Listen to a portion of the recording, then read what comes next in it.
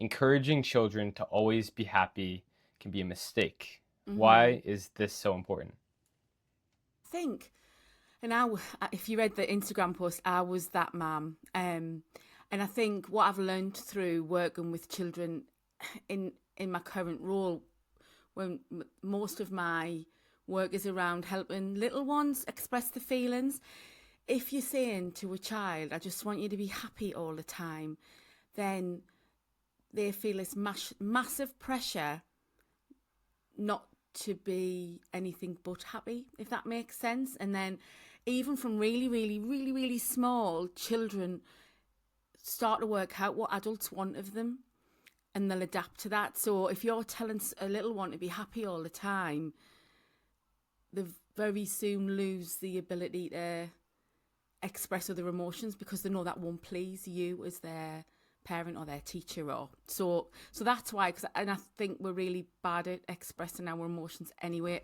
My generation, I don't know about your generation, Jack, but my generation and the parents I normally work with, who are usually in the 20s and the 30s, are really bad at that in the UK anyway. In my little kind of corner of the UK, it's not great. Interesting. Mm. So, like the expression of emotions is something that other generations haven't quite figured out, and so they project their misunderstanding of it onto their children. Mm-hmm. Yeah, I think it's about tolerating your child's distress, really. It's about being able to, like I always say to parents, it's like being you scaffolding them. So when they feel out of control in whatever big emotion that they're feeling, you need to be their safe space. And by pushing away the negative emotion, you're not, it's not safe because then they learn to adapt so that you feel safe rather than they feel safe, if that makes sense. Yeah, I get that. Mm-hmm. That's really interesting.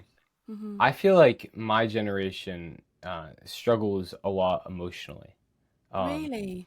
I think that I don't know what it is. I don't know if it's social media, if it's the way we were raised. But I was really interested to get your perspective on how the first, like, because you specialize in the first 6 years of Mm-hmm. a kid's life, right? Yeah, yeah. And so, how the emotional well being of a kid from the ages 0 to 6 affects their emotional well being throughout the rest of their life.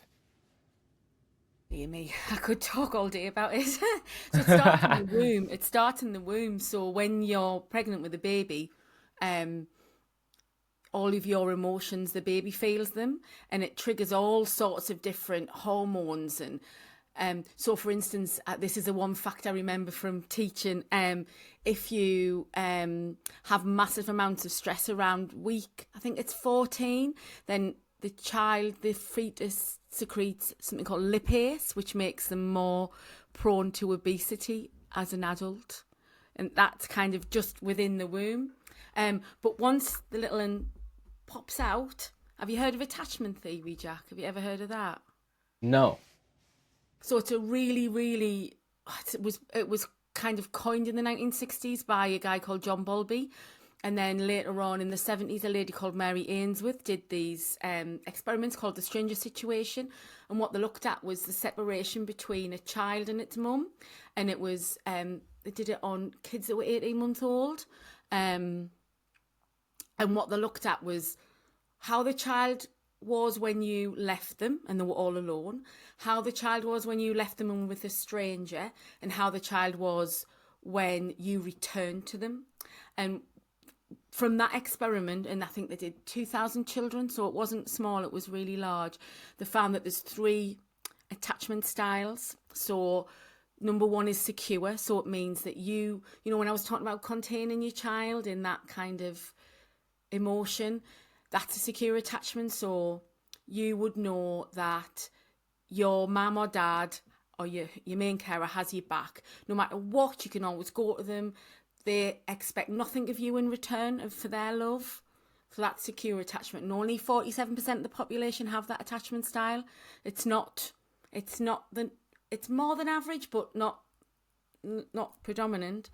The next one is an avoidant attachment style, which means that when you were little, your needs weren't really met. So you probably weren't played with, you weren't spoken to, so what you learnt was to be self-sufficient. So you learn, this is my saddest attachment style. You know nobody's coming to rescue you, so you just get on. And the last one is an ambivalent attachment style, which means that your parent is sometimes available and sometimes not. So what you learn is that in order to get your parents' attention, you need to create a fuss in some way, shape, or form.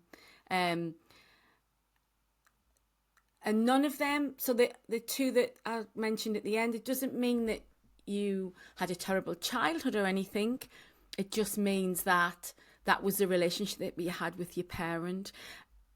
And that initial relationship, the blueprint, sets you in your blueprint for relationships for the rest of your life. I know That's you'll have to go and read fascinating. about it when I come off because it's so massive. It's too big to. So I'll send you some stuff if you like, Jack. Okay, I would love that. Yeah. And there's another one which is a mixture of them all, and that's if a child has been abused, and that's far out on the other spectrum. But yeah, so that's kind of, so if you can think of that person with the different attachment styles, that's, so if you're an avoidant person and nobody's ever come to meet your needs, and you're going to bottle all your feelings up and you're never going to tell anybody, and that can lead to like obviously mental health conditions. And does that make sense? So it does. Yeah, I think Yeah. that's fascinating. One I Mm. want to touch on more was you talked about the ambivalent Yeah, attachment yeah, style and how like a child had to adapt to get their parents' attention. They thought they had to do something special yeah. almost. Do you think that that is where a lot of people pleasers come from? Absolutely, definitely. It's often linked to parents who've maybe had a mental health condition or maybe misuse substances, or even I think now that would be in the extremes. But I think now, doing the job I've done for the last 10 years, I think it's because we're so busy. I think so. I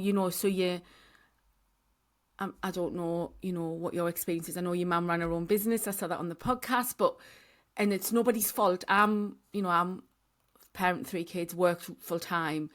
I didn't have enough space and time, and I wonder if that's the cause for the emotional difficulties in your age group, Jack. Because we are definitely the first generation of parents that have had to do it all, like all. And I wonder if that. I wonder, yeah. Right. Like it's no longer normal to have a stay-at-home parent. I don't think so. Do you? I don't think so either. I wonder if that's different across like cultures. We're both in like although we live in different countries, I think the culture of the UK and the US are fairly similar. Um, Yeah. but yeah, that makes a lot of sense to me. That because Mm-hmm. there's less time allocated towards children at this young age, they realize that they have to behave in a certain way, or even if that's not true, they come to the understanding that in order to get more attention, they have to behave in an attention-seeking manner. Yeah. And that could be the really, really good, or the really, really naughty, or the really, like, or the really, really sad, or the really, really anxious. And we can imagine how hard my job is when parents come to me with a child that's acting out, and actually, Hmm. usually I have to turn the spotlight onto the parent. You just finished watching a clip from the Grateful podcast with me, your host, Jack Wagner. If you enjoyed it, check out the full-length episode right here, or subscribe to the channel for more podcast episodes and videos like this in the future by clicking right here. Thank you so much. Have a great day. Stay grateful.